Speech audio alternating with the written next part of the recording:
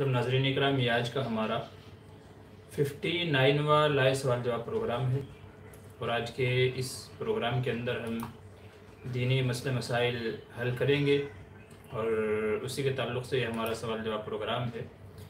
चलिए इसको शुरू कर लेते हैं इस दुआ के साथ में कि अल्लाह तबारक व तआला हमारे इस प्रोग्राम को कामयाब करे और जो भी मसले मसाइल हम सीखें अल्लाह तबारक व तआला उनमें बरकत अता फरमाए।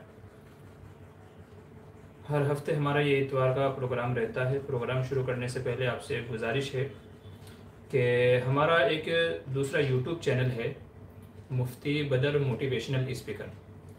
तो आप हजरात से गुजारिश ये है कि हमारे उस प्रोग्राम को भी आप सब्सक्राइब कर लें।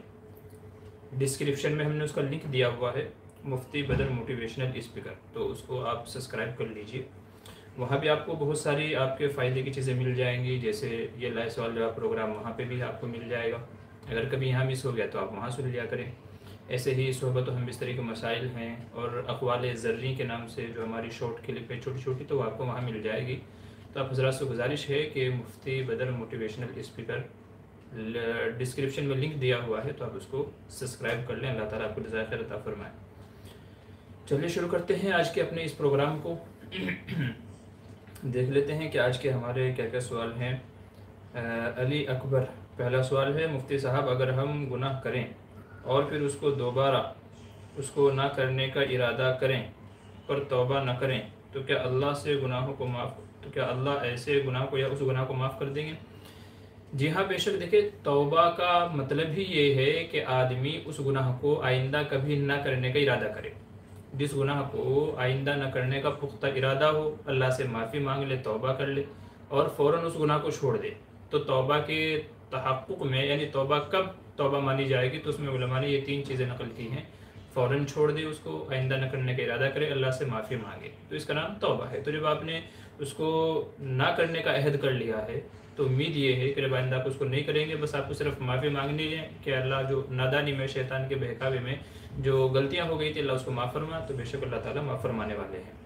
तो उम्मीद है अल्लाह की ज़ात से कि अल्लाह ताला माफ़ फरमा देंगे। जी, दूसरा सवाल है, मुफ्ती साहब सही हदीस का इनकार कुफ्र है, तो क्या हम औरत को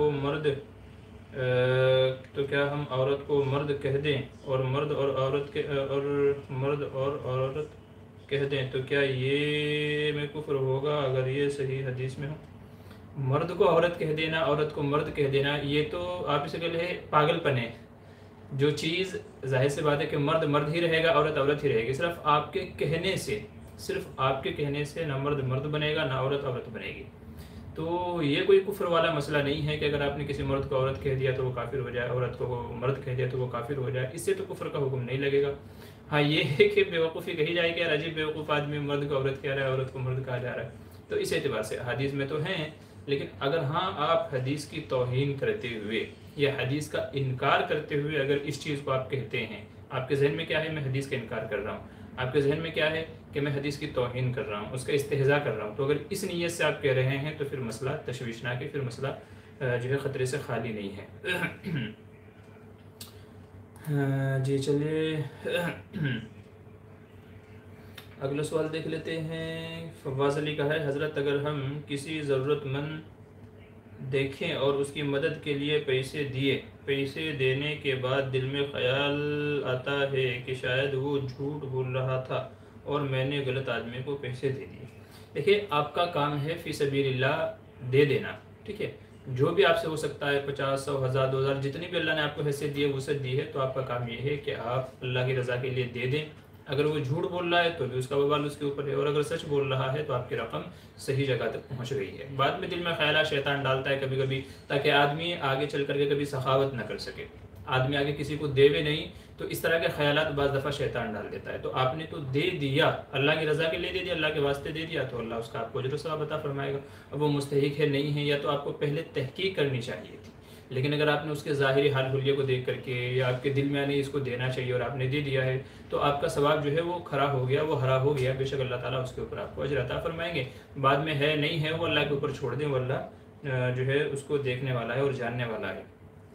मैं बेदार करूँगा, कह रहे हैं अस्सलाम वालेकुम। जी वालेकुम अस्सलाम। काबिल ने हाबिल को किस वजह पर कत्ल किया था? देखिए, इसका तज़किरा जो है वो कुरान करीम में कहीं नहीं है کہ حابیل جو ہے قابل نے حابیل کو کس وجہ سے قتل کیا تھا، قابل نے قتل کیوں کیا تھا، اس کا ذکر نہیں ہے، اور غالباً جہاں تک مجھے علم ہے کہ کسی شاید حدیث میں بھی نہیں ہے کہ کس وجہ سے قتل کیا تھا۔ البتہ بعض مفسرین کرام نے تفسیروں میں یہ اقوال نقل کیے ہیں کہ اس کی وجہ یہ تھی کہ کہہ لیجیے حضرت آدم علیہ السلام کو، حضرت آدم اور حوا کے یہاں چونکہ جب اللہ تبارک و تعالیٰ کو دنیا بنانی تھی، نسل انسانی کا سلسلہ شروع کرنا تھا، تو اس کا نظم اور نظام یہ بنایا گیا کہ حضرت حوا کو جو حمل ہوتا تھا تو ایک حمل میں ایک لڑکا ایک لڑکی، دو اولاد پیدا ہوتی تھی، ایک لڑکا ایک لڑکی۔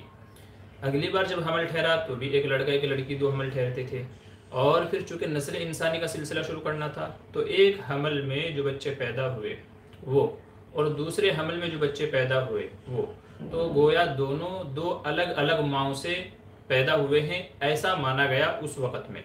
تو گویا دونوں کی مائیں الگ الگ ہیں، یا یوں کہہ لیں کہ دونوں کا حمل الگ الگ ہے۔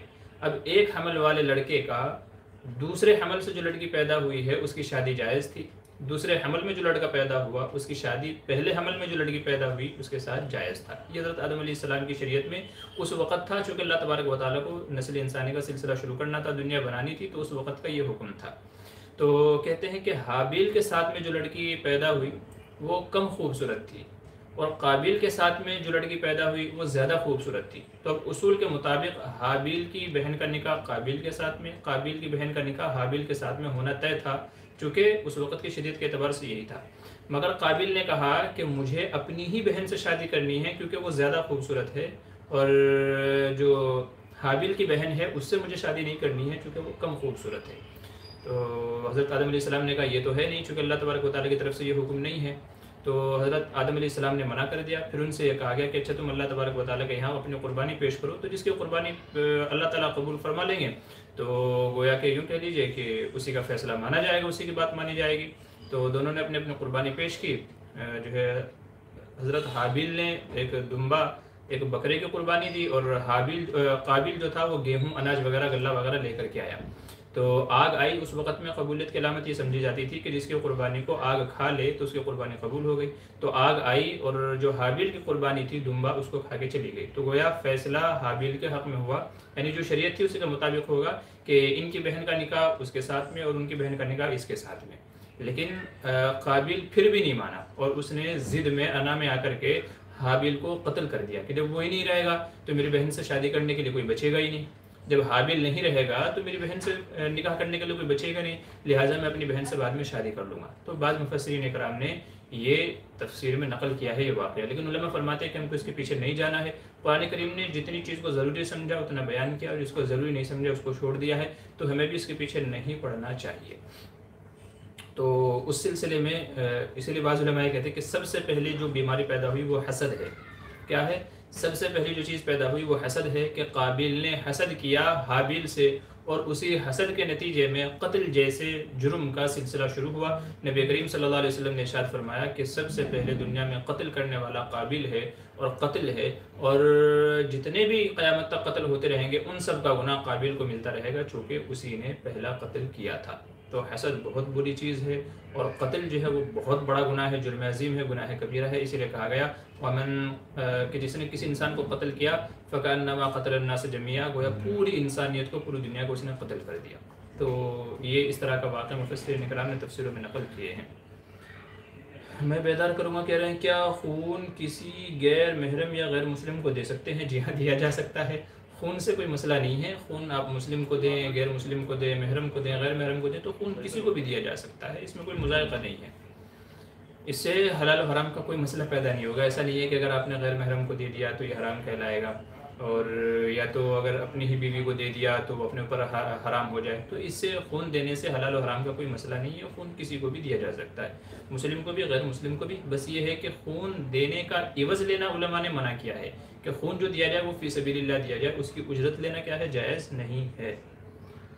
عدنان خان السلام علیکم مفتی صاحب، اپنے آپ کو دیوبندی کہنا کہاں تک صحیح ہے؟ دیکھیں یہ جو الگ الگ ہم فرقوں کی طرف اپنے آپ کو منسوب کرتے ہیں، یہ اصل میں ایک منہج کی طرف اشارہ کرنا ہے کہ بھئی اس وقت ہم جو قرآن و حدیث کو جو سمجھتے ہیں تو اس کا راستہ یہ ہے۔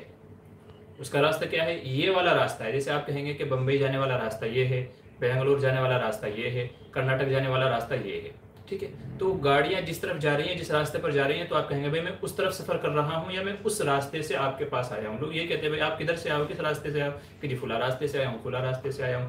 تو یہ الگ الگ راستے ہیں، ان کی اصل جو ہے وہ قرآن و حدیث ہی ہے، قرآن و سنت ہی ہے، لیکن الگ الگ علماء نے جو قرآن و حدیث کو سمجھا ہے تو ان کی سمجھ اور فہم کے اعتبار سے جو راستہ آج تک چلا رہا ہے تو اس کی طرف لوگ اپنے آپ کو منسوب کرتے ہیں. تو جو ہم لوگ اپنے آپ کو دیوبندی کہتے ہیں، اس کا مطلب یہ ہوتا ہے کہ علماء دیوبند کا جو ایک سلسلہ چلا آ رہا ہے، تو ہم جو قرآن و حدیث کو سمجھتے ہیں یا اس کے مطابق عمل کرتے ہیں، تو علماء دیوبند اور اس میں بالخصوص امام ابو حنیفہ رحمۃ اللہ علیہ، امام ابو حنیفہ رحمۃ اللہ علیہ نے جو قرآن و حدیث کو سمجھا، اس کی جو تشریح تفسیر نقل کی، جو مسائل قرآن و حدیث سے استنباط کیے، تو وہ جو ایک سلسلہ چلا رہا ہے، ان کے بعد ان کے شاگردوں کا، ان کے بعد ان کے شاگردوں کا، تو پھر علماء دیوبند بھی انہیں کے شاگردوں میں آتے ہیں. تو ہم نے قرآن و حدیث کو اس طریقے سے سمجھا ہے. اسی طریقے سے جو بریلوی مکتب فکر سے تعلق رکھتے ہیں تو ان کا بھی یہی مطلب ہوتا ہے کہ بھائی احمد رضا خان بریلوی، جنہوں نے اس فرقے کی داغ بیل ڈالی، بنیاد ڈالی، اور آج جو بریلوی اس وقت موجود ہے وہ انہی کی طرف منسوب کر کے اپنے آپ کو بریلوی کہتے ہیں. چونکہ احمد رضا خان بریلوی جو بریلی جو دہلی کے پاس میں ایک قصبہ ہے، تو وہاں کے رہنے والے تھے، تو انہوں نے اپنے آپ کو بریلوی کہا. تو آج جو مکتب فکر سے تعلق رکھتے ہیں وہ اپنے آپ کو بریلوی اسی نسبت سے کہتے ہیں کہ احمد رضا خان نے قرآن و حدیث کی جو تشریح کی، جو مسائل اخذ کیے، تو ہم بھی اسی طریقے سے قرآن و حدیث کو سمجھتے ہیں، تو اس لیے وہ اپنے آپ کو کیا کہتے ہیں، وہ اپنے آپ کو بریلوی کہتے ہیں. تو جتنے بھی اس وقت فرقے موجود ہیں تو اس کے پیچھے شاید یہی وجہ اور ریزن ہوتی ہے کہ بھئی اس خاص طریقے سے ہم نے قرآن و حدیث کو سمجھا ہے، قرآن و سنت کو سمجھا ہے. تو لوگ اپنے آپ کو کوئی دیوبندی کہتا ہے، کوئی بریلوی کہتا ہے، کوئی اہل حدیث کہتا ہے، کوئی الگ الگ طرح کے لوگ ہیں. تو اصل میں اس کے پیچھے وجہ یہ ہے. وہ ایک الگ بات ہے کہ حق کیا ہے، غلط کیا ہے، تو وہ الگ مسئلہ ہے، لیکن بہرحال کہنے کی وجوہات ہی ہوتی ہیں. عدنان خان کہہ رہے ہیں کہ اگر ایک ہی مجلس میں بار بار نبی صلی اللہ علیہ وسلم کا نام بولا اور سنا جائے تو کیا ہر بار درود پڑھنا واجب ہوگا؟ دیکھیے علماء نے اس سلسلے میں یہ فتویٰ نقل کیا ہے کہ ہر بار پڑھنا واجب تو نہیں ہے، البتہ بہتر ہے کہ اگر ہر مرتبہ درود شریف پڑھا جائے تو زیادہ ہے، چونکہ جتنی بار درود پڑھا جائے گا اتنے آپ کے درجات بلند ہوں گے، آپ کے ذخیرہ اعمال میں نیکیاں لکھی جائیں گی. کیونکہ نبی کریم صلی اللہ علیہ وسلم کا فرمان ہے، من صلی علیہ مرتن، کہ جس نے میرے اوپر ایک مرتبہ درود شریف پڑھا، اللہ تبارک و تعالیٰ اس کے اوپر 10 رحمتیں نازل فرماتے ہیں. تو اب یہ آپ کے اوپر آپ جتنا زیادہ پڑھیں گے اتنا زیادہ اجر و ثواب آپ کے اکاؤنٹ میں، کھاتے میں لکھا جائے گا. لیکن واجب نہیں ہے. اگر ایک ہی مجلس میں بار بار ذکر ہو رہا ہے، بار بار ذکر ہو رہا ہے، تو ظاہر سی بات ہے کہ بار بار درود شریف پڑھنا یہ مشقت کا باعث ہوگا، آدمی کے لیے دشوار ہو جائے گا. تو اس لیے علماء کہتے ہیں کہ ایک ہی مجلس میں واجب تو ایک بار ہے، آپ کبھی بھی ایک بار شروع میں، بیچ میں، آخر میں کبھی بھی ایک بار اگر آپ درود شریف پڑھ لیں گے تو وجوب آپ کے ذمے سے ادا ہو جائے گا. اور درود نہ پڑھنے والے کے سلسلے میں جو وعیدات بیان کی گئی ہیں حضور صلی اللہ علیہ وسلم نے، آپ اس وعید سے نکل جائیں گے. تو واجب تو صرف ایک ہی مرتبہ ہے، لیکن اگر آپ بار بار پڑھیں گے تو یہ زیادہ باعث اجر و ثواب ہوگا. تو جہاں تک وجوب کا تعلق ہے تو وہ صرف ایک ہی مرتبہ ہے. آگے چلیے. بشیر مہر، السلام علیکم مفتی صاحب. جی وعلیکم السلام. الحمدللہ، اللہ کا احسان ہے بھائی.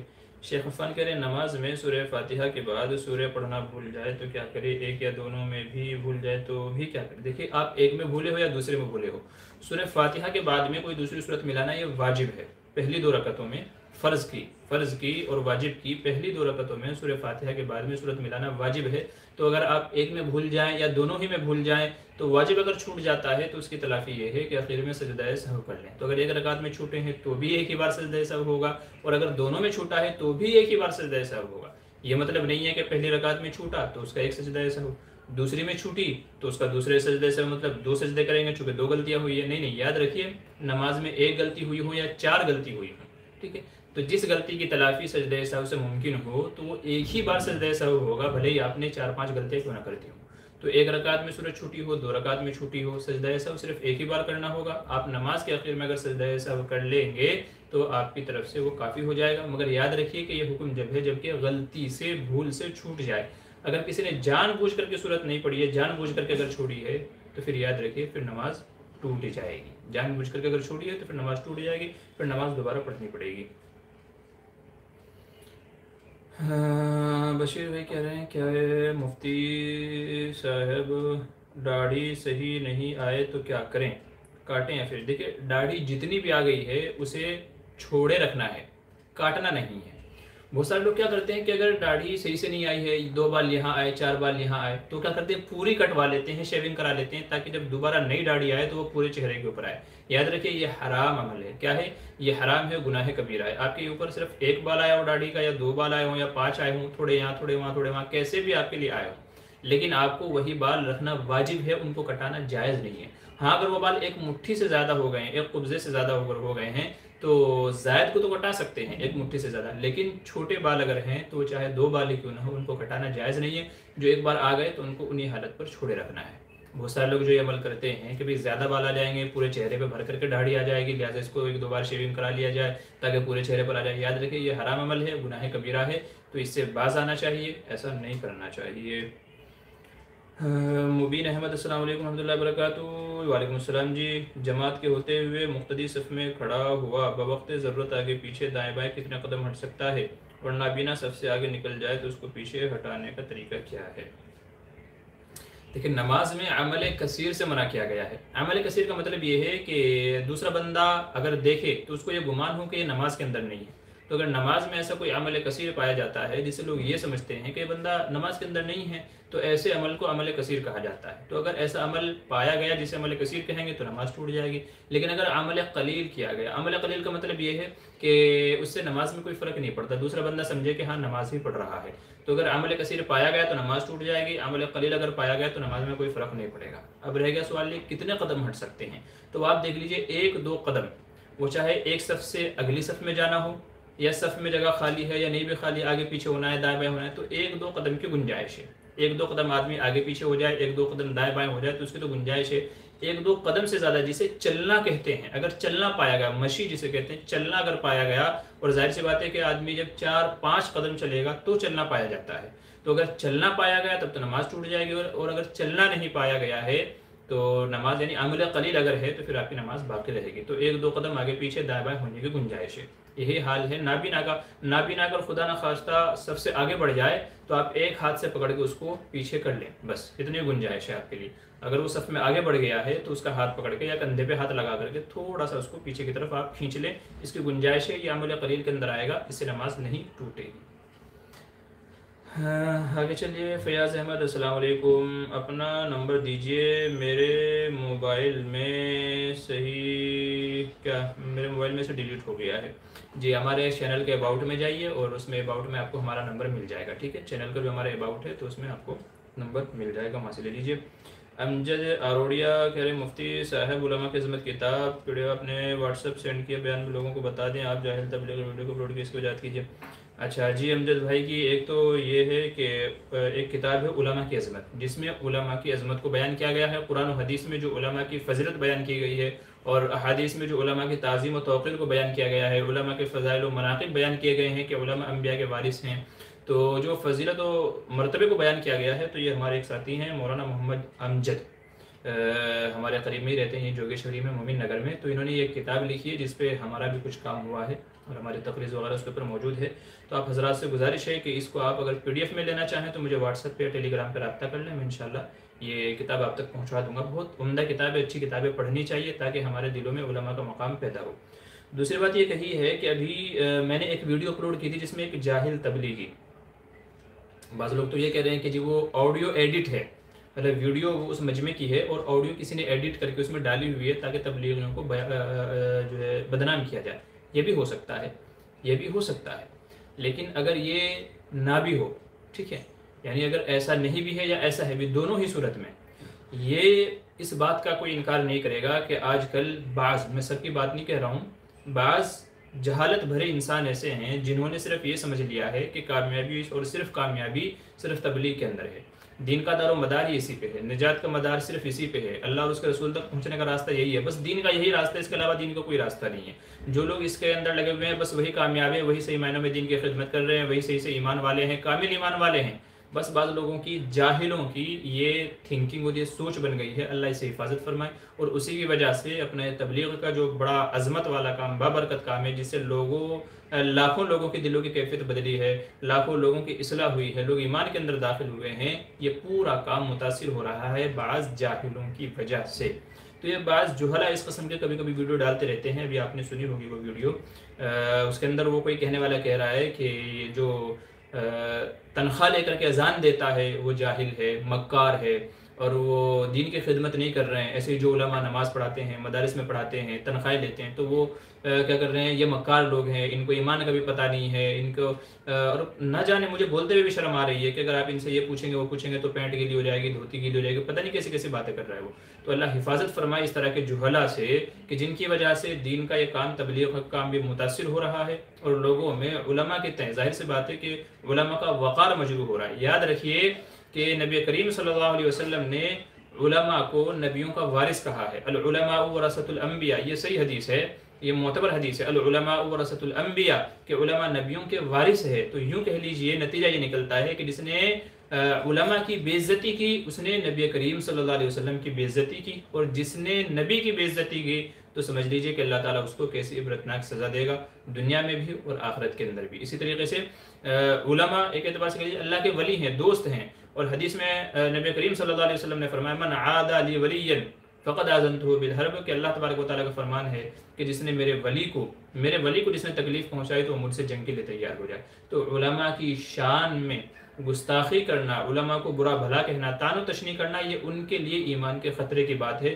اور واقعی میں جس بندے نے یہ باتیں کہی ہیں اس ویڈیو کے اندر, تو میں اس کو مشورہ دوں گا اللہ کے واسطے اپنے ایمان کی بھی تجدید کر لیں, دوبارہ کلمہ پڑھ لیں اور دوبارہ نکاح پڑھا لیں, دوبارہ نکاح کر لیں, دوبارہ کلمہ پڑھ لیں, کیونکہ آپ کا ایمان باقی نہیں رہا ہے. آپ نے جو گھٹیا باتیں بولی ہیں یہ آپ کی تربیت کی دلیل ہے کہ آپ کی تربیت کیسے ہوئی ہے. تو اس لیے دوبارہ نکاح پڑھ لیں کیونکہ آپ کا ایمان باقی نہیں رہا ہے. اتنی جو ہے گستاخانہ باتیں آپ نے جو باتیں کہی ہیں کہ آپ واقعی ان سے آدمی کا ایمان جاتا رہے گا. تو گزارش یہ ہے کہ اس طرح کے جہلا کو بیان بھی نہیں کرنے دینا چاہیے. اس طرح کے جو جاہل ہیں جن سے امت میں انتشار پھیلتا ہے, جس سے علماء کا وقار مجروح ہوتا ہے, علماء کی بے عزتی ہوتی ہے, علماء کی شان میں یہ قدح لگاتے ہیں اور اس طرح کے الزام لگاتے ہیں, تو ایسوں کو فوراً بلکہ بائیکاٹ کرنا چاہیے اور زندگی بھر کبھی بیان کا موقع نہیں دینا چاہیے جب تک کہ وہ صحیح معنوں میں توبہ نہ کر لے. تو اس طرح کے لوگوں کی وجہ سے یہ تبلیغ کا کام بھی متاثر ہوتا ہے. اور پھر علماء اسی لیے نہیں لگتے نا, تو جب آپ ان کو برا بھلا کہو گے تو وہ اس کام میں کیوں لگیں گے؟ ظاہر سی بات ہے, پھر کہتے ہو کہ آپ علماء ہمارا ساتھ نہیں دیتے, تو جب آپ ان کو برا بھلا کہو گے تو وہ ساتھ تمہارا کیسے دیں گے؟ آپ ان کے پاس جاؤ, کارگزاری دو ان کو. جو مولانا شفیع علی تھانوی نے, مولانا الیاس رحمۃ اللہ علیہ نے جو علماء کے تعلق سے جو انہوں نے ترتیب نقل کی ہے, جو مواعظ ان کے ہیں, جو باتیں انہوں نے ذکر کی ہیں, کیسے علماء کے پاس پہنچنا چاہیے, کیا ان سے باتیں ذکر کرنی چاہیے, آپ وہ طریقہ اپنائیے. پھر دیکھیں انشاءاللہ علماء آپ کا ساتھ بھی دیں گے اور آپ کے ساتھ جڑیں گے بھی. اور دفاع بھی آج ہم ہی کر رہے ہیں, یہ علماء ہی ہیں جو دعوت و تبلیغ کا دفاع کر رہے ہیں, ورنہ تو شاید جو یہ طریقہ چلا رہا ہے الزاموں کی اتنی بھرمار ہے کہ یہ شاید کام نہیں کر پاتے, یہ صحیح معنوں میں نہیں ٹھہر پاتے. لیکن الحمدللہ علماء دفاع کرتے ہیں, اس کام کے حق ہونے کو بیان کرتے ہیں, اس کام کے فوائد کو ذکر کرتے ہیں. تو الحمدللہ علماء کی سرپرستی میں یہ کام دین دونی چوگنی ترقیات کرتے جا رہا ہے. مگر جب بعض جہلا کی طرف سے اس طرح کی باتیں سننے کو ملتی ہیں تو دل بڑا دکھتا ہے اور بڑی دل آزاری ہوتی ہے. بس یہی کہتے ہیں کہ اللہ ہی ایسے لوگوں کا جو ہے اللہ ہی ایسے لوگوں سے نپٹے گا, بس ان کا معاملہ اللہ ہی کے سپرد ہے, اللہ ہی ایسے لوگوں کو سزا دے گا جو بھی دینی ہے. تو اس طرح کے جہلا سے امت کو بچانے کی ضرورت ہے. اور جہاں بھی میں عوام سے میں گزارش کرتا ہوں کہ جہاں بھی عوام اس طرح کی باتیں سنیں کہ جہاں پر آپ کے اعتماد کو علماء سے ہٹایا جا رہا ہے, علماء کے وقار کو مجروح کیا جا رہا ہے, ان کی شان میں گستاخی کی جا رہی ہے, توہین کی جا رہی ہے, فوراً ممبر سے اٹھا کے اس کو رستے لگائیں کہ اپنا رستہ ناپو. جس کو علماء کی عزت کا وقار کا پتہ نہیں ہے, جو نبیوں کے وارث ہیں, جو امت کو مسئلے مسائل بتاتے ہیں, حلال و حرام بتاتے ہیں, تو ایسے لوگوں کے رستے جو ہے لگانے چاہیے, بلکہ جوتے لگانے چاہیے ایسے لوگوں کو, اور فوراً ان لوگوں کو باہر کرنا چاہیے. تو اس لیے جو لوگ سنتے ہیں اور وہ کچھ بولتے نہیں ہیں تو وہ بھی انہیں کے صف میں شامل ہے جو ان کی تائید کر رہے ہیں. اگر آپ جو ہے برائی دیکھ کر کے خاموش رہ رہے ہیں, غلط باتوں میں اگر آپ ان کی حمایت کر رہے ہیں, تو آپ بھی ان کے ساتھ ہی کہلائیں گے. تو اس لیے عوام سے گزارش ہے کہ جہاں بھی اس طرح کی باتیں سنیں فوراً اس کا بائیکاٹ کریں, اور ایسے لوگوں کا بائیکاٹ کریں کہ جو علماء کی توہین کرتے ہیں. جی, اور ہاں جو کتاب ہے یہ علماء کی عظمت, آپ اس کو پڑھیے انشاءاللہ, تو علماء کے تئیں آپ کے اندر جذبہ پیدا ہوگا, عزت وقار اور ان کا مقام و مرتبہ پہچاننے میں آپ کے لیے آسانی ہوگی, اور انشاءاللہ علماء پر آپ کا اعتماد بڑھے گا. علی اکبر مفتی صاحب, علماء کہتے ہیں کہ مذاق میں اپنے آپ ہندو کہنے سے حقیقت میں مسلم ہندو ہو جاتا ہے, تو کیا فلم یا ڈرامے میں جو مذاق میں اپنے آپ کو ہندو کہتے ہیں وہ بھی حقیقت میں ہندو ہوں گے؟ دیکھیں, فلموں کا کوئی بھروسہ نہیں ہے. یہ جو فلمی ایکٹر ہیں وہ چاہے کوئی بھی ہو, چاہے کوئی نام کا مسلمان ہے، کام کیسا بھی ہے. دیکھیں فلموں والوں کو کوئی بھروسہ نہیں ہے، ان کا کوئی دین ایمان نہیں ہے، وہ لوگ پیسے پہ بکتے ہیں. آپ ان کو پیسہ دو، جیسا چاہے ان سے آپ جو ہے کریکٹر کروا لو، جیسی چاہے ان سے اداکاری کروا لو. ہندو کی لڑکا ہو کے لڑکی کی ایکٹنگ کرتا ہے، چھکے کی ایکٹنگ کرتا ہے، نہ جانے آپ ان کو پیسہ دو، وہ پیسے کے غلام ہیں، جو چاہے ان سے اداکاری کروا لو. تو ان کے ایمان و یقین کا کوئی بھروسہ نہیں ہے، ان کے ایمان و یقین کا کوئی اعتبار نہیں ہے. تو وہ اس طرح کے الفاظ کہنے سے کافر ہیں نہیں ہیں، اس سے کوئی فرق نہیں پڑتا ہے. ان کے ایمان و یقین کا کوئی مذہب نہیں ہے، ان کا کوئی عطا پتہ نہیں. تو آپ ان کی تو بات نہ ہی کریں. ہاں اگر ایک نارمل بندہ اپنے آپ کو کہتا ہے تو ظاہر سی بات ہے کہ وہ اپنا بھلے مذاق میں سے، لیکن وہ اپنا مذہب چینج کر رہا ہے، وہ اسلام کا مذاق اڑا رہا ہے. اور مذاق اڑاتے ہوئے اپنے حالانکہ مسلم ہے لیکن اپنے آپ کو ہندو کہہ رہا ہے، تو پھر یہ اس کے لیے ایمان کے خطرے کی بات ہے. اس سے باز آنا چاہیے، اس سے توبہ استغفار کرنی چاہیے پکے سچے دل سے، اور دوبارہ کلمہ پڑھ لینا چاہیے احتیاطاً. اور آئندہ کبھی ایسا نہیں کرنا چاہیے. اسلام کے کسی بھی چھوٹے سے چھوٹے اگر رکن کی مذاق اڑایا گیا، علماء فرماتے ہیں کہ اگر کسی نے اسلام کے چھوٹے سے چھوٹا ارکان کا بھی مذاق اڑایا، تمسخر کیا، تو وہ آدمی کافر ہو جاتا ہے. تو اس لیے اسلام کا بھلے کوئی کتنا بھی چھوٹا عمل کیوں نہ ہو، اس کا مذاق نہیں اڑانا چاہیے. مذاق میں بھی بہت ساری چیزیں ایسی ہیں جو آپ کے ایمان جانے کا ذریعہ بن سکتی ہیں. تو اس طرح کی چیزوں سے مذاق اچھی بات نہیں ہے. عمران شیخ السلام علیکم. جی وعلیکم السلام. دعا کی درخواست ہے، جی اللہ تعالیٰ آپ کی تمام تکلیفوں کو دور فرمائے، نئے خواہشات کو پورا فرمائے. بلال خان کہہ رہے ہیں کیا طالب علم مدرسے کی کوئی اشیاء بغیر اجازت کے استعمال کر سکتا ہے، مثلا روغن وغیرہ؟ جی دیکھیں جو مدرسے کے اندر جو چیزیں دی گئی ہیں تو ظاہر سی بات ہے کہ وہ طلبہ ہی کے لیے دیے گئے ہیں اور طلبہ ہی کے استعمال کے لیے ہے. لیکن بہتر یہ ہے کہ جو ناظم ہے یعنی پورے نظام کو سنبھال رہے ہیں، جو بھی ذمہ دار ہیں، تو ان سے بغیر اجازت کے چیزوں استعمال نہیں کرنی چاہیے. اگرچہ ہے اسی کے استعمال کے لیے دی گئی ہیں، لیکن پھر بھی جو مدرسے والوں نے ایک نظام بنایا ہوا ہے، جو ایک رول بنایا ہوا ہے، اس کو فالو کرنا چاہیے. چونکہ اگر ہر آدمی اپنی اجازت سے چیزیں لینے لگے گا تو پھر مدرسے کا نظام ہی درہم برہم ہو جائے گا. تو اگر آپ کو کوئی چیز چاہیے آپ ہی کی ہے، لیکن اجازت سے آپ کو استعمال کرنا چاہیے. تو بغیر اجازت کے جو چیزیں ایسی ہیں جو آپ نے مدرسے والوں کو ان کا ذمہ دار بنا دیا ہے، کیونکہ مدرسے میں یہی ہے، آپ کو جو بھی پیسہ جو بھی چیزیں ملتی ہیں تو آپ نے وہ محتمم کو، جو ناظم صاحب ان کو ذمہ دار بنا دیا کہ بھئی آپ اس معاملے میں میرے سرپرست ہیں، میرے ذمہ دار ہیں. تو جب آپ نے خود ان کو ذمہ دار بنایا ہے تو آپ کو چاہیے کہ آپ ان کی ذمہ داری یا انہوں نے جو رول بنائے ہوئے ہیں اس کے اعتبار سے آپ کو کام انجام دینے چاہیے. تو اجازت لے کر کے استعمال کرنا چاہیے. نہیں تو اگر ہر کوئی اپنی پسند کی چیزیں اپنے اعتبار سے استعمال کرنے لگے گا تو پھر ظاہر سی بات ہے کہ نظام صحیح سے نہیں چل پائے گا. فواز علی کہہ رہے ہیں حضرت قبر کو پکا کرنے سے نبی نے منع فرمایا، وہ علماء درگاہ کے ماننے والے نے بریلوی، تو ان علماء سے نبی کی حدیث کیسے مس ہو گئی، یا پھر قبر کی حدیث کا کچھ جواب ہے ان کے پاس؟ دیکھیں حدیث اپنی جگہ بالکل صحیح ہے. نبی کریم صلی اللہ علیہ وسلم نے ارشاد فرمایا کہ قبر کو پکا نہ بنایا جائے. چونکہ اس سے پہلے بنی اسرائیل میں کیا ہوا تھا کہ انہوں نے اپنے انبیاء کی قبروں کو پکا بنا لیا، پختہ بنا لیا، پھر آہستہ آہستہ ان کے اندر قبر پوجا شروع ہو گئی تھی. پھر بتوں کی پوجا کرنا، لوگوں کی پوجا کرنا، تو یہ ان کے اندر شروع ہو گیا تھا. تو اس لیے حدیث میں منع فرمایا گیا کہ جو ہے قبروں کو پختہ نہ بنایا جائے، قبروں کو پختہ نہ بنایا جائے. اسی لیے حضور صلی اللہ علیہ وسلم نے منع فرمایا تھا. تو بہت ساری چیزیں ایسی ہیں کہ آدمی جانتا ہے مگر پھر بھی کرتا ہے. بہت ساری چیزیں ایسی ہیں کہ آدمی جانتا ہے مگر پھر بھی کرتا ہے.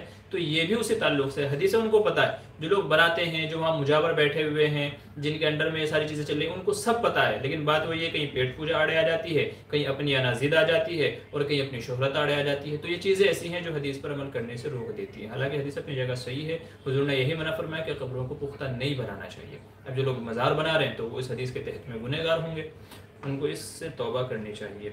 عدنان خان کی حضرت کنیت سے کیا مراد ہے؟ کنیت سے مراد یہ ہوتی ہے کہ آدمی اپنے کو اپنے بیٹے کے نام سے منسوب کرے یا اپنے باپ کے نام سے منسوب کرے. جیسے میں فلاں کا بیٹا ہوں، میں فلاں کا بیٹا ہوں، یا میں فلاں کا بیٹا ہوں، تو اس کو کنیت کہا جاتا ہے. جیسے نبی کریم صلی اللہ علیہ وسلم کی کنیت ہے ابو القاسم. کیا کنیت ہے؟ ابو القاسم. تو چونکہ حضرت قاسم رحمۃ اللہ علیہ آپ صلی اللہ علیہ وسلم کے صاحب زادے تھے جن کا بچپن میں انتقال ہو گیا تھا، تو ان کی طرف نسبت کرتے ہوئے آپ کو ابو القاسم کہا جاتا ہے. تو بہت سارے لوگ ہیں جو اپنے ساتھ میں ابو لگا دیتے ہیں، لگا دیتے ہیں. ٹھیک ہے، تو یہ اپنے آپ کو اپنے بیٹے کی طرف یا والد کی طرف نسبت کرتے ہوئے جو آدمی اپنے آپ کو منسوب کرتا ہے تو اس کو کنیت کہا جاتا ہے. اچھا یہ دیکھیے سید احمد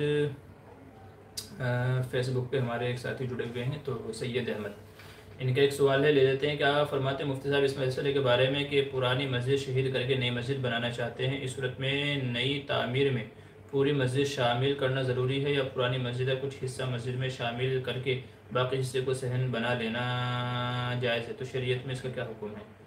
جبکہ نئی تعمیر کے لیے پرانی مسجد کے علاوہ کافی جگہ اور بھی موجود ہے، پوری جگہ کو نئی تعمیر میں لانا چاہ رہے ہیں، پرانی مسجد کا کچھ حصہ صحن میں شامل ہو رہا ہے، براہ کرم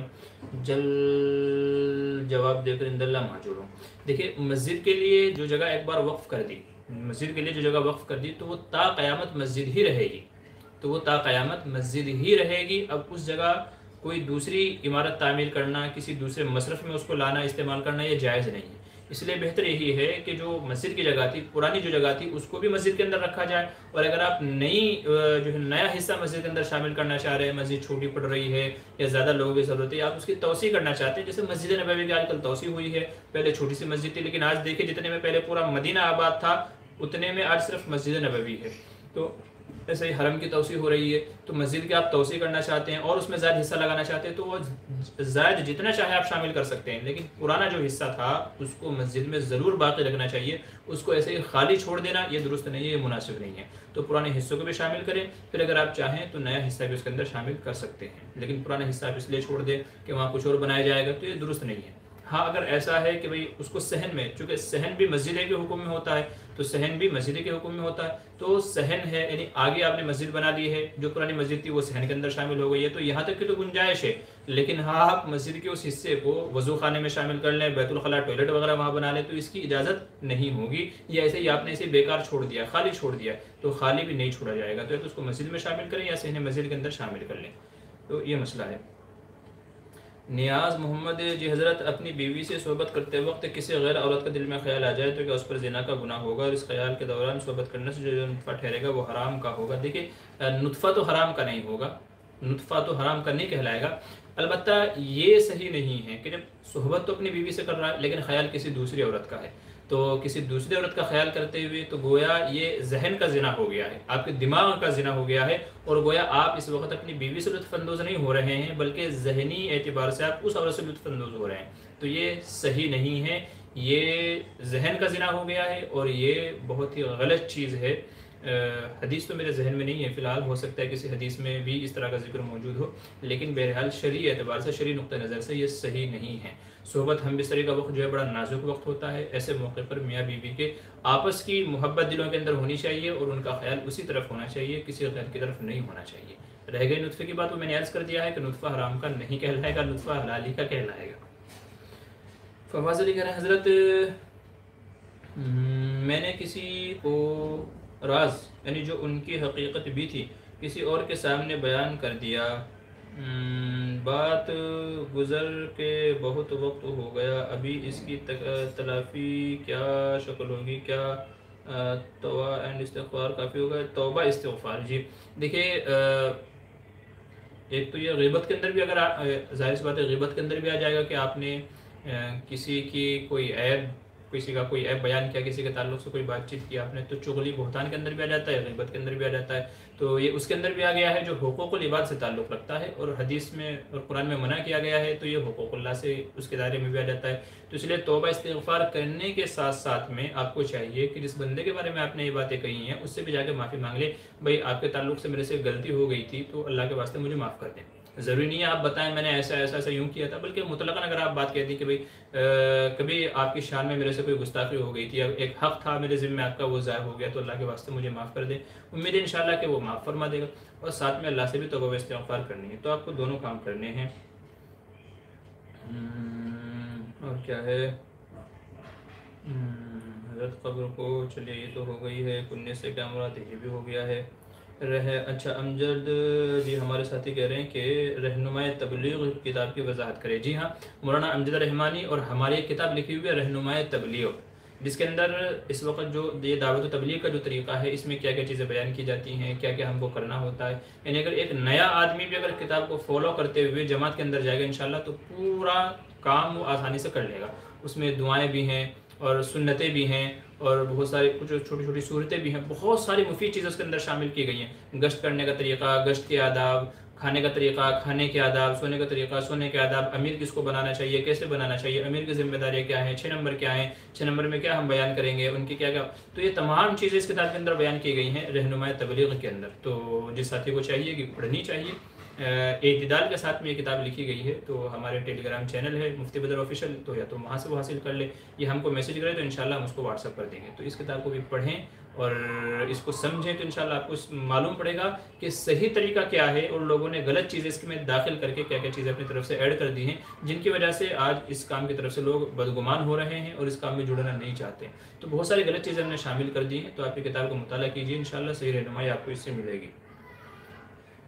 جمعے میں خطبہ طویل دینا صحیح ہے کیا؟ بلال خان کہہ رہے ہیں دیکھیں خطبہ طویل نہیں ہونا چاہیے. خطبے سے اگر مراد آپ کا بیان ہے تو جمعے کا جو وقت ہے نماز کا، اس سے پہلے آپ چاہے 1 گھنٹے کا خطبہ دے دیں، وہ آپ کی مرضی ہے. لیکن جمعے کا جو خطبہ عربی میں ہمارے دیار میں جو پڑھا جاتا ہے، یعنی اجمی لوگ جو خطبہ پڑھتے ہیں، وہ زیادہ لمبا نہیں وہ ہونا چاہیے.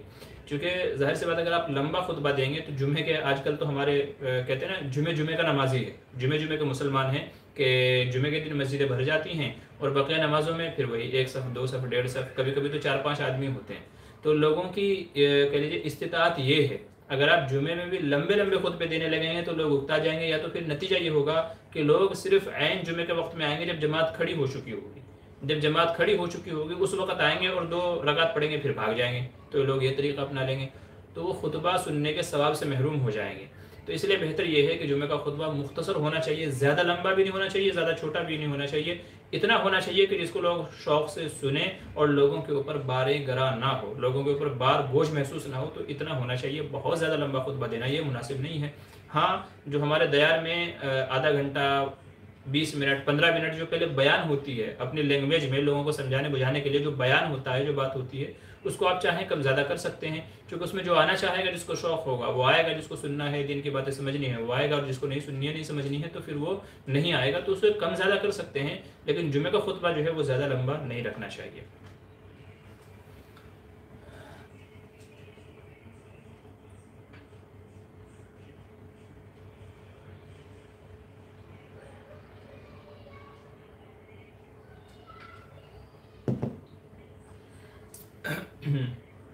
جی امامہ جمال کا اگلا سوال ہے، کیا یہ سچ ہے کہ جو انسان نیلم پتھر یعنی اسٹون کی رنگ پہنتا ہے وہ امیر ہونے لگتا ہے یا رہتا ہے؟ جی نہیں، ایسا نہیں ہے. پتھروں کے اندر کوئی خصوصیت نہیں ہے. کسی پتھر کے اندر اپنی کوئی ذاتی خصوصیت نہیں ہے کہ وہ کسی کو مالدار بنا دے یا کسی کو غریب بنا دے. اگر ایسا ہونے لگے تو دنیا کا ہر انسان نیلم پتھر پہننے لگے. دنیا کا بھائی امیر کون نہیں ہونا چاہتا؟ مال کس کو نہیں چاہیے؟ آج سارے لفڑے جو لوگ جھوٹ بولتے ہیں، دھوکہ دھڑی دیتے ہیں، ٹھیک ہے، ایک کی ٹوپی دوسرے کو پہناتے ہیں اور دغا بازی کرتے ہیں، لوگوں کے مال ہڑپ کر جاتے ہیں، ٹھیک ہے، جھوٹے پلان بناتے ہیں. تو طرح طرح کی جو فراڈ بازیاں چل رہی ہیں وہ صرف مالدار ہونے کے لیے ہے. تو اگر کسی کو معلوم پڑ جائے کہ نیلم پتھر پہننے سے آدمی بنتا ہے یا مالدار ہی رہتا ہے، پیسہ ختم ہی نہیں ہوتا، تو میں کہتا ہوں کہ دنیا کا ہر آدمی نیلم پتھر پہننے لگے، ہے کہ نہیں ہے؟ تو اس لیے پتھر کے اندر کوئی خصوصیت نہیں ہے کہ وہ کسی کو مالدار کر دے یا مالدار رہنے دے یا کسی کو غریب کر دے.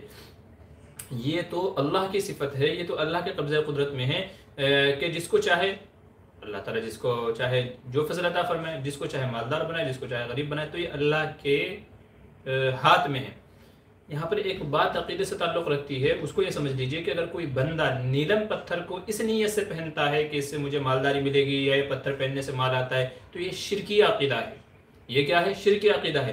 وہ چاہے نیلم پتھر ہو، عقیق پتھر ہو، فیروزہ پتھر ہو، اور اس طرح کے نہ جانے کیسے کیسے پتھر ہیں مارکیٹ کے اندر. یاد رکھیے اگر کوئی پتھر اس نیت سے پہنا گیا، اس سے شفا ملے گی، اس سے مالداری ملے گی، اس سے یہ کام ہوگا، اس سے وہ کام ہوگا، تو یاد رکھیے کہ یہ شرکی عقیدہ ہے. ایسے بندے کو دوبارہ کلمہ پڑھنا چاہیے اور اپنے عقیدے کی اصلاح کرنی چاہیے. تو یہ عقیدہ ہی درست نہیں ہے، ٹھیک ہے. تو پتھروں کے اندر اپنے ذات کے اندر کوئی خاص صفت نہیں ہے. صفت تو یہ ساری اللہ کے اندر ہے، جس کو چاہتا ہے شفا دیتا ہے، جس کو چاہتا ہے مالداری دیتا ہے. تو لوگوں میں جو باتیں مشہور ہیں پتھروں کے تعلق سے، سب کیا ہیں؟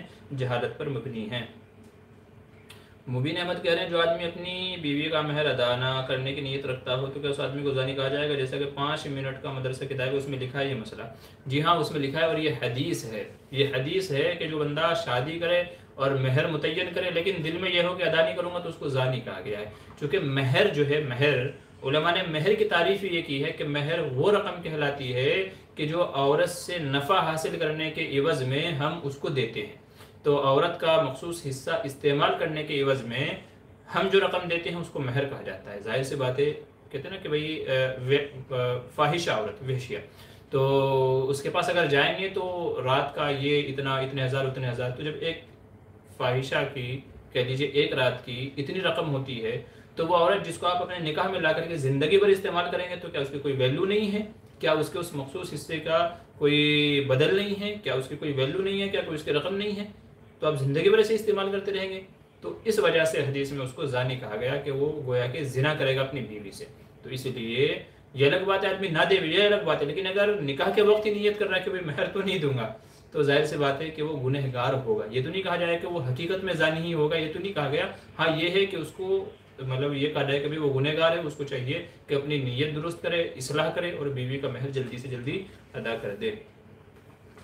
فواز علی کہہ رہے ہیں حضرت میں نے کسی کے ارے یار یہ تو ہو گیا ہے، یا اللہ مجھے موت اس حال میں دینا کہ میں آپ کے نزدیک مسلم مروں، یہ دعا بدعت ہے؟ جی نہیں، بدعت تو نہیں ہے، یہ دعا تو بدعت تو نہیں ہے، بلکہ غالباً یہ تو شاید قرآن کریم کی ایک آیت ہے جس میں یہ کہا گیا کہ وَلَا تَمُوتُنَّ إِلَّا وَأَنْتُمْ مُسْلِمُونَ، وَلَا تَمُوتُنَّ إِلَّا وَأَنْتُمْ مُسْلِمُونَ، قرآن کریم کی آیت ہے، اللہ کی طرف سے تاکید ہے کہ تمہاری موت اس حال میں آئے کہ تم مسلمان ہو۔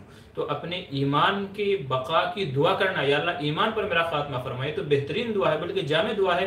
نبی کریم صلی اللہ علیہ وسلم سے اس طرح کی دعا کو ثبوت ہے، یا اللہ میں مروں تو اس حال میں کہ میں مسلمان ہوں، تو یہ تو اچھی دعا ہے، بہتر دعا ہے، بلکہ افضل دعا ہے۔ تو اپنے ایمان کو باقی رکھنے کے لیے، اپنے اسلام کو باقی رکھنے کے لیے اگر کوئی بندہ دعا مانگتا ہے تو بڑی اچھی بات ہے۔ اب اس میں الفاظ آگے پیچھے ہو سکتے ہیں، ظاہر سی بات ہے، جس کو جس طریقے سے مزہ آتا ہے دعا مانگنے میں اس طریقے سے دعا مانگ لے، ٹھیک ہے، تو اس میں کوئی مسئلہ نہیں ہے۔ بلال خان کہنے زکوٰۃ میں ہیلے کا کیا حکم ہے؟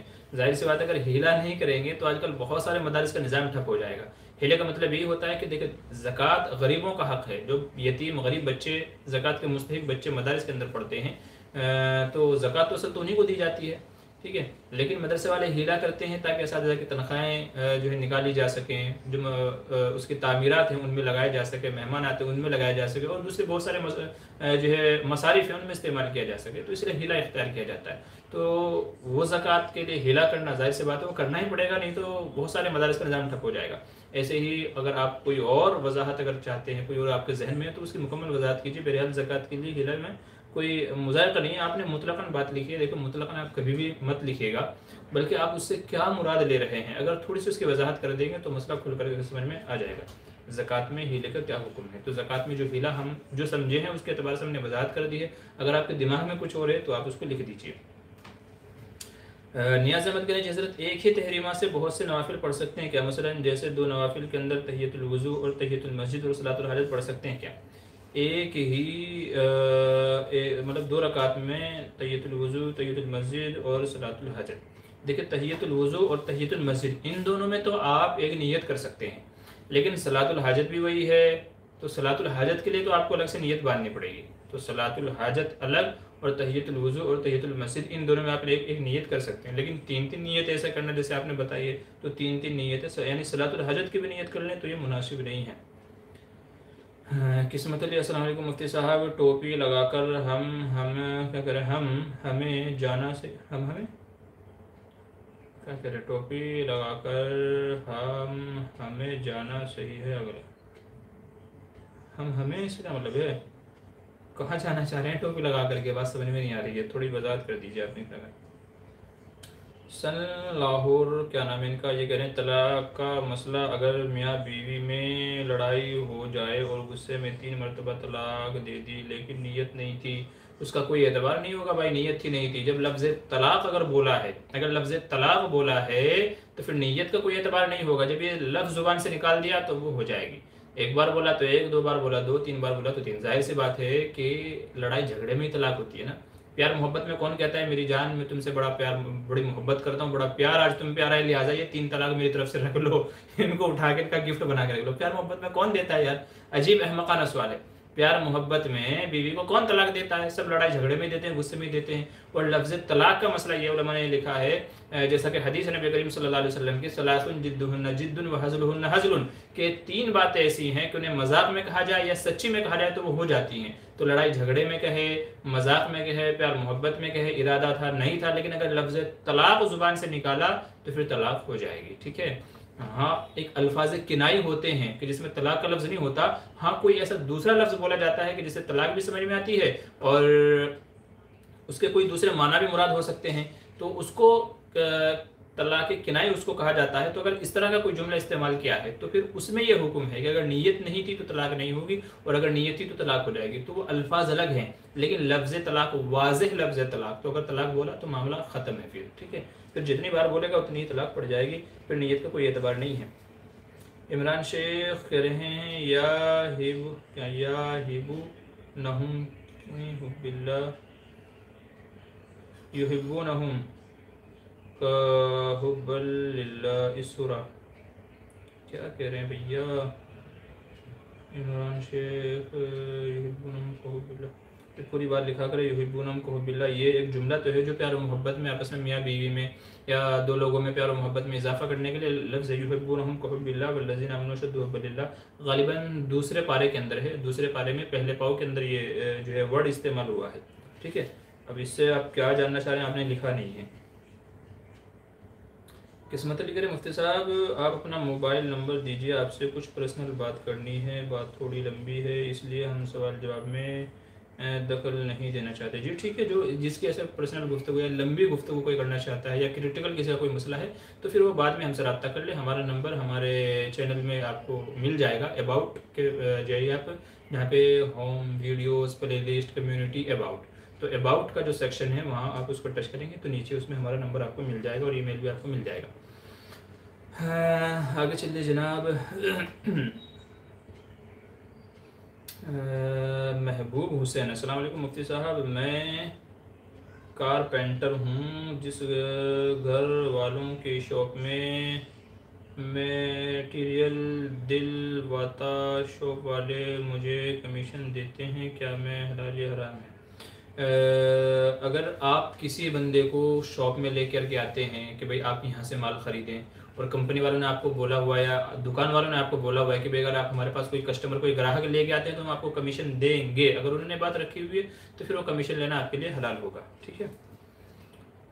जुल्फ़िकार मुफ्ती साहब अस्सलाम वालेकुम। वालेकुम सलाम जी, जमात खड़ी हो जाए इसके बाद जल्दी से रकात मिलना है तो सुन्नत पढ़ना ज़रूरी है या नहीं? देखिए, अगर बेहतर यह है कि आप पहले बात तो यही है कि भाई आप ऐसे वक्त में सुन्नतें ना पढ़ें जब आपको पता है कि भाई जमात खड़ी हो जाएगी। पहले आप घड़ी में टाइम देख लें कि भाई इतना वक्त है कि नहीं, मैं आराम से सुन्नतें पढ़ सकता हूँ कि नहीं। अगर आप आराम से सुन्नतें पढ़ सकते हैं तो सुन्नतें पढ़िए, अगर आप आराम से नहीं पढ़ सकते हैं तो फिर आप थोड़ा इंतज़ार कर लीजिए, जमात की नमाज़ पढ़ने के बाद में फिर आप सुन्नतें आप उनको अदा कर लीजिए। लेकिन अगर कभी कभी ऐसा हो गया है तो फिर ये है कि जो सुन्नतें यानी आप सुन्नतें पढ़ रहे थे, ठीक है, सुन्नतें आप पढ़ रहे थे, उसी दौरान में नमाज खड़ी हो गई है तो फिर यह है कि जल्दी जल्दी, ठीक है, यानी मुख्तसर तरीके से नमाज को मुकम्मल कर लें और फिर जमात के अंदर शामिल हो जाए। बहुत सारे लोग क्या करते हैं, नीयत तोड़ देते हैं, नमाज तोड़ देते हैं। याद रखें, नमाज तोड़ना दुरुस्त नहीं है। अगर ऐसा हुआ है कि 4 रकात की नीयत बांधी थी सुन्नत की और जमात खड़ी हो गई तो 2 रकात पर आप सलाम फेर दीजिए, वो 2 रकात नफिल हो जाएगी, फिर जमात में शामिल हो जाइए। या तो जल्दी जल्दी आप जो है यानी मुख्तसर तरीके से मुख्तसर सूरतें पढ़ करके और मुख्तसर तस्बीहात पढ़ करके नमाज को मुकम्मल कर ले, फिर जमात में शामिल हो जाएँ। तो इस तरीके से किया जा सकता है। एडीपी इस्लामी का अस्सलाम वालेकुम रहमतुल्लाहि व बरकातुहू। मेरी नानी का एक्सीडेंट हुआ और मौत हो गई और जिस गाड़ी से एक्सीडेंट हुआ उस गाड़ी के मालिक ने 1 लाख रुपया दिया और वो रुपया मस्जिद में देना कैसा है? देखिए, अगर उसने बतौर मुआवजे के ऐसे ही दिया अपनी तरफ से या बतौर हेल्प अगर दिया है तो जाहिर सी बात है कि आपके लिए लेना भी जायज़ है। फिर आपकी मर्ज़ी है, आप चाहे उसको अपने इस्तेमाल में लेकर के आएँ और या तो उसको मस्जिद में दे दें। जब आपको दे दिया तो वो आपका हो गया। अब आप जहाँ भी उसको देंगे जिसमें भी करेंगे तो एक एतबार से हदिये के ज़ुमरे में आएगा, तो आपके लिए खुद भी इस्तेमाल करना जायज़ होगा और जो है कहीं दूसरी जगह भी देना जायज़ होगा। और अगर इंश्योरेंस वाला मसला है तो फिर वो आप अपने इलाके के मुफ्ती साहब से पूछ लीजिए, इंश्योरेंस में जो रकम दी जाती है तो उसका एक अलग मसला है। और अगर आपने डांट बाज के मतलब आपने खुद से मुतालबा करके लिया है, नहीं भाई हमारा बंदा मरा है पैसे दो हमें, तो फिर ये गलत चीज़ आ जाती है। ठीक है, फिर ये गलत है लेना। MD آصف راؤ، السلام علیکم مفتی صاحب، وضو کے واجب کے لیے حدث کا ہونا ضروری ہے، اس کا ثبوت کہاں سے ہے؟ محمد آصف شیرپور مظفر نگر سے کہہ رہے ہیں۔ اچھا جی، دیکھیں ایک حدیث میں ہے کہ جب تک کہ غالباً 3 چیزیں بیان کی گئی کہ جب تک کہ 3 چیزوں میں سے کوئی چیز نہیں پائی جائے تو وضو نہیں ٹوٹے گا، ٹھیک ہے؟ جب نہیں ٹوٹے گا تو کرنا بھی ضروری نہیں ہوگا، جن میں سے ایک تو ہے آواز، اور دوسرے ہے بدبو، ٹھیک ہے؟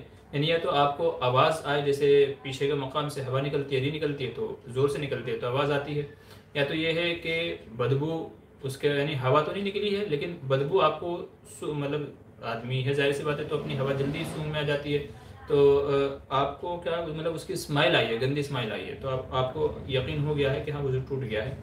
اور یا تو پھر پیشاب پاخانہ ہے تو ظاہر سی بات ہے اس کو تو معلوم پڑتا ہی ہے آدمی کو، تو ظاہر سی بات ہے کہ جب تک حدیث میں فرمایا گیا کہ جب تک کہ یہ چیزیں نہ ہوں تب تک کہ وضو باقی ہے، وضو نہیں ٹوٹے گا۔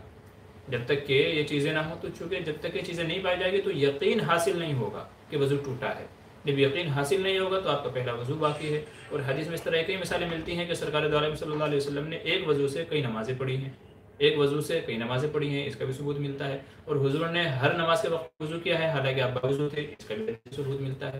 اس لیے علماء نے مسئلہ نکالا ہے کہ بھئی جب تک کہ آدمی باوضو ہے، اس کا وضو نہیں ٹوٹا تو وہ کوئی نماز بھی پڑھ سکتا ہے، ہاں جب وضو ٹوٹ جائے گا تو اب پھر اس کے لیے وضو ضروری ہے، چونکہ یہ حدیث میں فرمایا گیا لا صلاۃ لمن لا وضو والا، کہ اس کی نماز نہیں ہے جس کا وضو نہیں ہے، جس کا وضو نہیں ہے اس کی نماز نہیں ہے۔ اسی طریقے سے بے وضو آدمی کو قرآن کریم چھونے سے منع کیا گیا، تو اس کا مطلب یہی ہے کہ بے وضو آدمی ناپاک ہو جاتا ہے، تو جب وہ ناپاک ہو گیا ظاہر سی بات ہے پاک ہونے کے لیے وضو کرنا ضروری ہوگا۔ امید ہے بات آپ کی سمجھ میں آ گئی ہوگی، اگر نہیں سمجھے ہیں تو پھر واٹس ایپ پر رابطہ کیجیے، انشاءاللہ وہاں آپ کو سمجھاؤں گا میں۔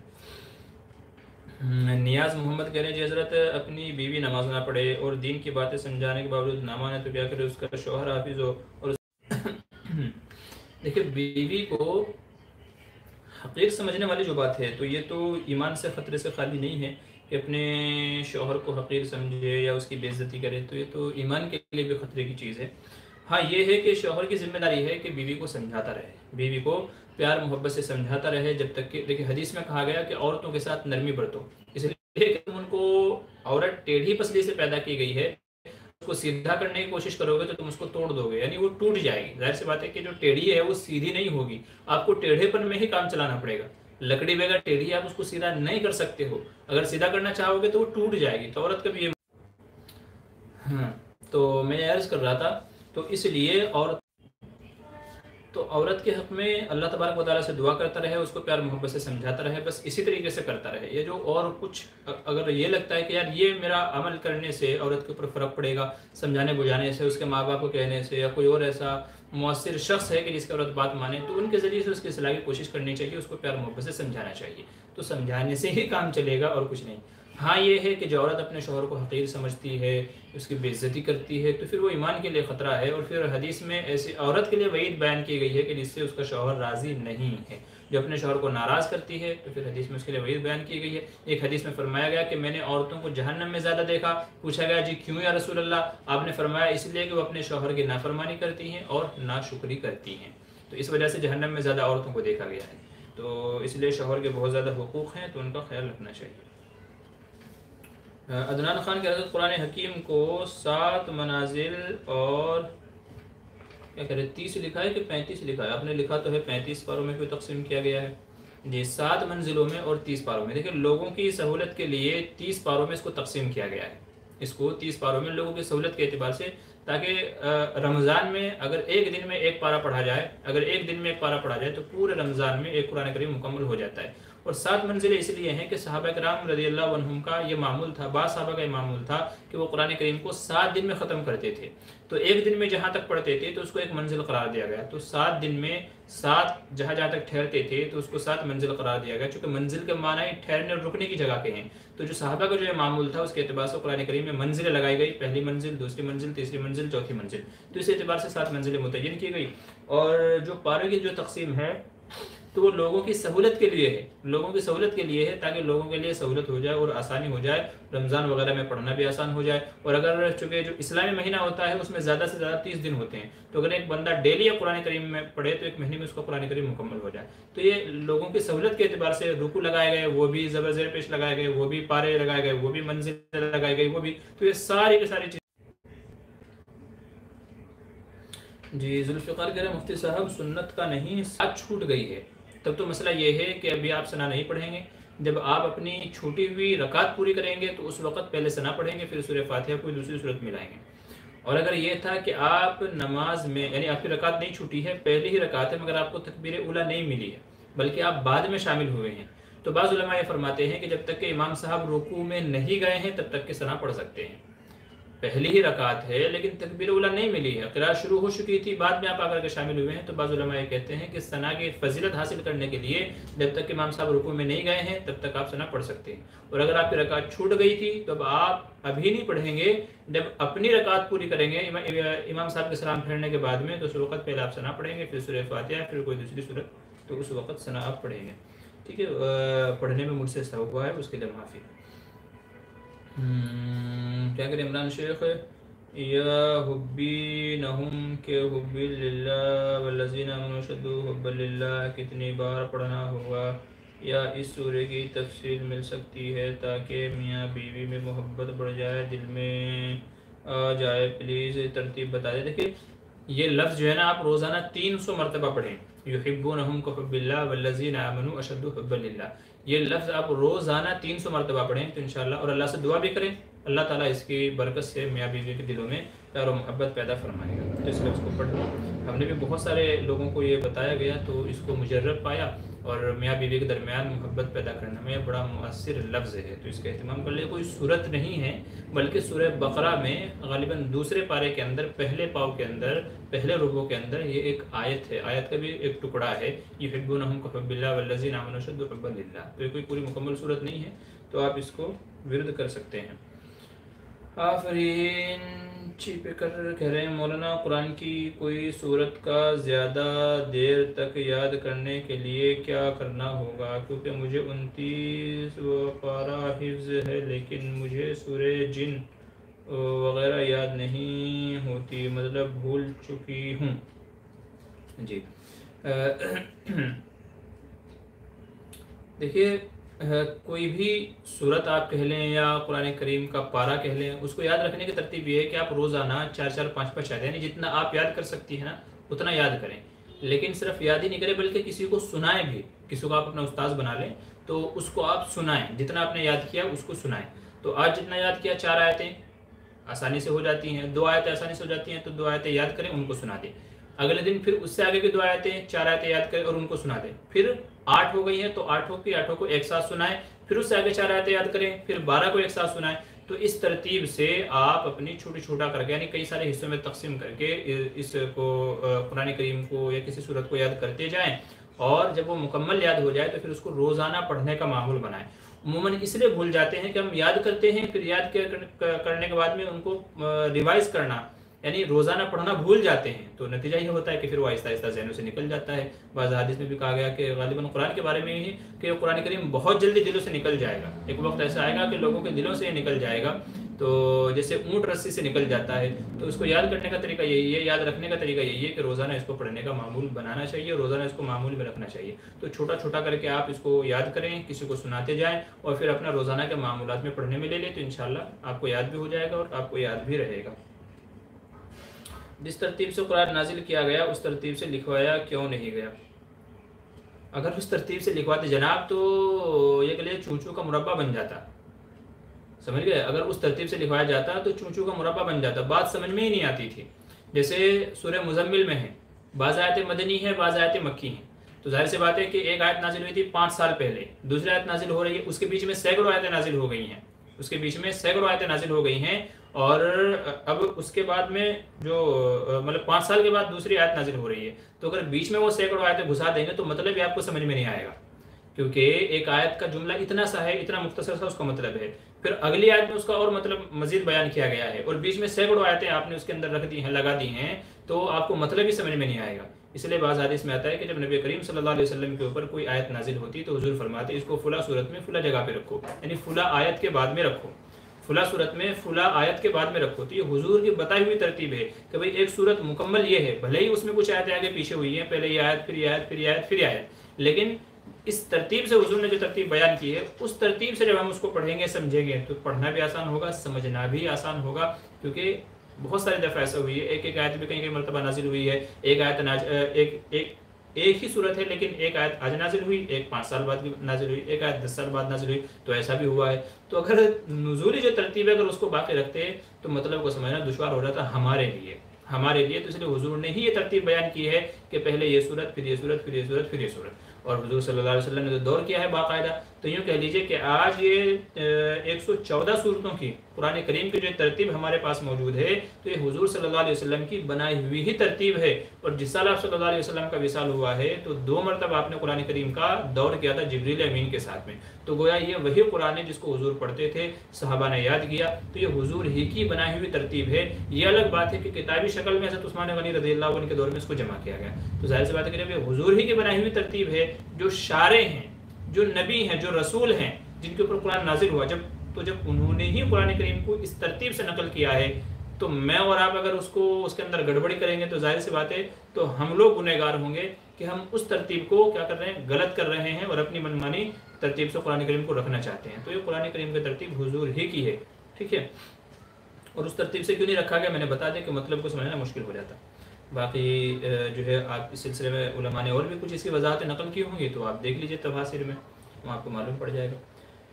بشیر مہر مفتی صاحب، میری بیوی مجھے لڑتی ہے، گالیاں نکالتی ہے، تو میں اس کے ماں بہنوں کو بتا دوں کیا فون کر کے؟ جی ہاں، جو عورت ظاہر سی بات ہے، اصلاح، دیکھیے اصلاح کے کئی سارے طریقے ہیں۔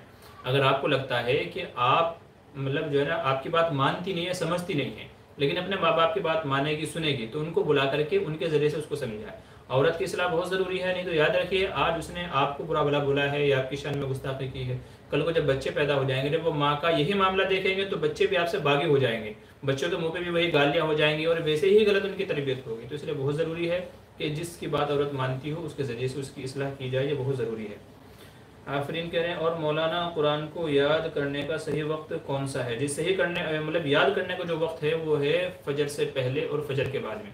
ہم مدرسے میں جب پڑھتے تھے تو فجر کی نماز سے پہلے ہم اپنے استاد کو سبق سنا دیا کرتے تھے، یعنی ہم تہجد میں اٹھتے تھے، قرآن کریم یاد کرتے تھے، ہمارے استاد آتے تھے ان کو سبق سنا دیتے تھے، پھر فجر کی نماز پڑھتے تھے، نماز پڑھ کے آ کر کے ہم چائے وائے پیتے تھے، اور پھر اس کے بعد میں ہم پیچھے کا جو ہمارا ہوتا تھا جس میں ہم نے سبق سنایا اسی پارے کا پیچھا آموختہ جس کو کہتے ہیں، تو پچھلا سبق فجر کی نماز کے بعد ہم سنایا کرتے تھے چائے وغیرہ سے فارغ ہونے کے بعد میں۔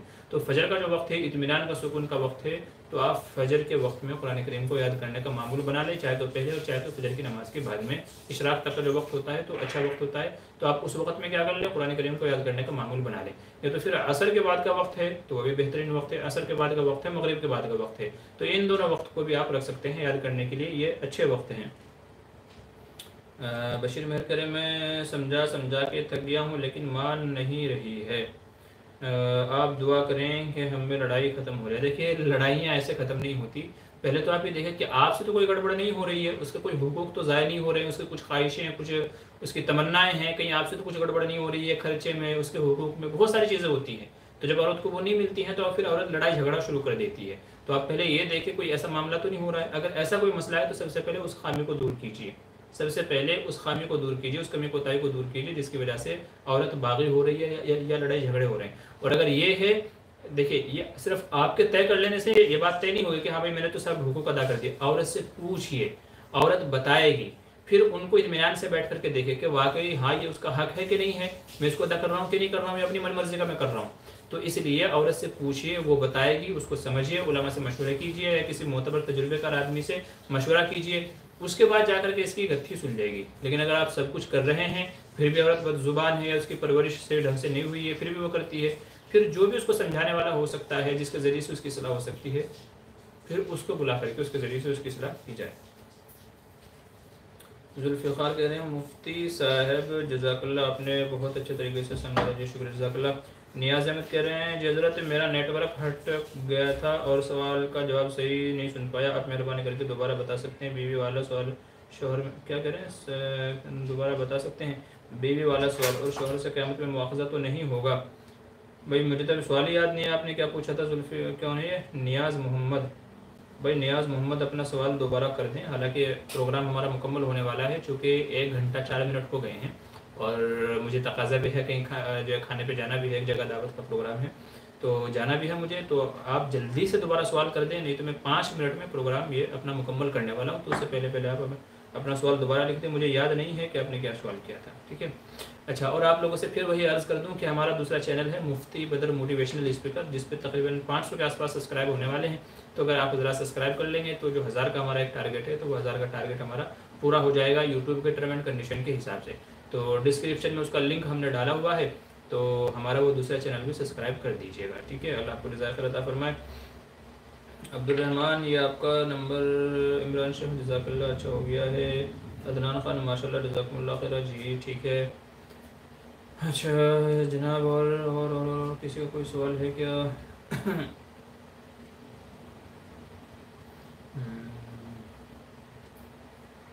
اچھا آفرین کا پھر سے کوئی سوال ہے؟ مولانا جزاک اللہ، مجھے قرآن کے بارے میں بتانے کے لیے، الحمدللہ مجھے 5 پارے حفظ ہو گئے ہیں، میرے لیے دعا کریں، اللہ پاک مجھے حافظہ بنائے قرآن کی۔ جی ماشاءاللہ، بہت اچھی بات ہے، اللہ آپ کی مدد فرمائے اس سلسلے میں۔ اور جب بھی یاد کرنے بیٹھے، ایک اور ٹپس آپ کو بتا دوں، فائدے کی چیز ہے، جب بھی آپ قرآن کریم یاد کرنے بیٹھیں تو رب اشرح لی صدری ویسر لی امری واحلل عقدۃ من لسانی یفقهوا قولی، یہ دعا پڑھ لیں، اور ربی زدنی علما، ربی زدنی علما، یہ 2 دعائیں پڑھ کر کے پھر قرآن کریم آپ یاد کرنے بیٹھیں، انشاءاللہ قرآن جلدی سے یاد ہو جائے گا اور یاد بھی رہے گا، اللہ آپ کی مدد فرمائے، کیونکہ ہمارے دیار میں عورتیں حافظ قرآن نہ کے برابر ہیں، ٹھیک ہے؟ 0.001 بھی نہیں ہے ہمارے دیار میں، تو عورتیں حافظ قرآن ہے ہی نہیں، الا ماشاء اللہ کروڑوں میں، لاکھوں میں نہیں، کروڑوں میں کوئی ایک آدھ حافظ قرآن ملے گی، حالانکہ عورتوں کو بھی حافظ قرآن ہونا چاہیے، تاکہ ان کو دیکھ کر کے آگے ان کے بچے کیا بنے، حافظ قرآن بنے، تو بہت اچھی بات ہے، ہماری دعائیں آپ کے ساتھ میں ہیں۔ یہ آپ کا نیا گھر ہے کیا عبدالرحمٰن؟ جی ہاں، یہ ہمارا نیا گھر ہے، یہ ابھی تقریباً کتنا 1.5 مہینے کے آس پاس ہوا ہے، ہم لوگ ادھر شفٹ ہوئے ہیں، اگرچہ یہ بھی کرائے کا ہی ہے، لیکن یہ ہمارا نیا گھر ہے۔ عمران شیخ مفتی صاحب، آپ کے موٹیویشن والے ویڈیو واٹس ایپ پر مل سکتے ہیں کیا؟ جی ہاں، واٹس ایپ پہ بھی مل جائیں گے آپ کو، بلکہ ایک گروپ بنا ہوا ہے جس میں ہماری ٹیم والے جو ہیں تو اس میں بھیجتے رہتے ہیں، تو آپ واٹس ایپ پہ رابطہ کر لیجئے، میں آپ کو گروپ کا لنک بھیج دوں گا، تو جو موٹیویشن والے جو ویڈیو ہیں وہ انشاءاللہ آپ کو واٹس ایپ پہ بھی مل جائیں گے، ٹھیک ہے؟ عدنان خان کہنے جناب، تبلیغ والے کا اعتراض پر جو ویڈیو آپ نے بنائی وہ کہاں ملے گی؟ تبلیغ والے کے اوپر اعتراض پر جو ویڈیو آپ نے بنائی ہے، دیکھیں ابھی جو میں نے بولا ہے ریسنٹلی، تو یہ ویڈیو تو کل تک اپلوڈ ہوگی، کل ظہر تک کے، ٹھیک ہے؟ آپ سن تو سکتے ہیں اس کو، سن کر کے آپ اسکرین ریکارڈنگ بھی کر سکتے ہیں، لیکن ویڈیو کی شکل میں یہ آپ کو کل ہی ملے گی، ویڈیو اپلوڈ ہونے کے بعد میں، ٹھیک ہے؟ تو کل اگر آپ چاہیں تو پھر اتنا حصہ کلپ کٹ کر لیں، یا میں کوشش کروں گا انشاءاللہ کہ میں یہ کلپ کٹ کر کے اتنا حصہ جو ابھی میں نے بات کی ہے، تو اتنا حصہ انشاءاللہ میں یہ اس کو الگ سے کلپ کٹ کروا کر کے اس کو پھر دوبارہ اپلوڈ کروں گا، تو اتنی ہی آپ کو کلپ مل جائے گی، یا تو پھر آپ تھوڑی سی زحمت گوارہ کر لیں، اور اگر آپ کسی اور ویڈیو کی بات کر رہے ہیں تو پھر اس کے بارے میں وضاحت کر دیجیے آپ کون سی ویڈیو کی بات کر رہے ہیں۔ میرے تو تقریباً 1800 ویڈیو ہمارے چینل پہ اپلوڈ ہیں، تو اب مجھے خود کو یاد نہیں رہتا ہے کہ کون سی ویڈیو اپلوڈ کی ہیں، کون سی نہیں، ویڈیو بنانے سے پہلے چیک کرواتا ہوں، بھائی دیکھو اس ٹاپک پہ کوئی ویڈیو ہے کہ نہیں ہے، نہیں ہوتی ہے یا صحیح سے وضاحت نہیں ہوتی ہے، مکمل وضاحت نہیں ہوتی ہے، تو پھر اس کے اوپر ویڈیو بناتا ہوں۔ نیاز محمد کہہ رہے ہیں جی حضرت، میری بیوی نماز نہیں پڑھتی ہے اور دین کی باتیں سمجھانے کے باوجود نہیں مانتی ہے، تو میں کیا کروں؟ بھائی ایسا ہے، یہ میں نے وضاحت کر دی ہے، ٹھیک ہے؟ تو آپ کیا کریں، اسی کو دوبارہ سن لیں پروگرام کو، ٹھیک ہے؟ وہاں سے جہاں آپ کو لگتا ہے کہ نیٹ ورک کٹ ہو گیا تھا، وہاں سے آپ دوبارہ اس کو سن لیجئے گا۔ اب کیا کیا بولا ہے، دیکھیے سوال پہ سوال آتے ہیں تو پرانی باتیں آدمی بھولتا جاتا ہے، تو اس لیے مجھے بھی یاد نہیں ہے میں نے کیا وضاحت کی تھی، تو آپ اس کو دوبارہ سن لیجئے گا، بیان ہمارا یوٹیوب پہ آپ کو یہی ملے گا، ٹھیک ہے؟ پروگرام میں ختم کر رہا ہوں، آپ دوبارہ سے وہاں سے سن لیجئے گا، تو وہ ساری باتیں آپ کو مل جائیں گی، نیٹ ورک آپ کا کٹ ہوا تھا، ہمارا نہیں، ٹھیک ہے؟ تو وہ باتیں آپ کو مل جائیں گی۔ عمران شیخ، صرف فیس بک پر ہی شیئر کر پاتا ہوں، واٹس ایپ پر نہیں کر پاتا ہوں، ماشاءاللہ کافی اچھی باتیں سیکھنے کو ملتی ہیں، اللہ آپ کو جزاک خیر دے، جی شکریہ، لاٹس آف لو، جی شکریہ، جزاک اللہ خیر، ایم ڈی اعظم کبیر الدین نیپال سے، جی بہت شکریہ، جزاک اللہ۔ چلیے آج کا یہ ہمارا پروگرام 1 گھنٹہ 9 منٹ ہو چکے ہیں، بقیہ جن لوگوں کے سوالات ہیں انشاءاللہ وہ اگلے ہفتے کے لیے اٹھا کر کے رکھ لیں، اور یا تو پھر ہمیں واٹس ایپ کے اوپر سوال بھیج دیا کیجیے انشاءاللہ.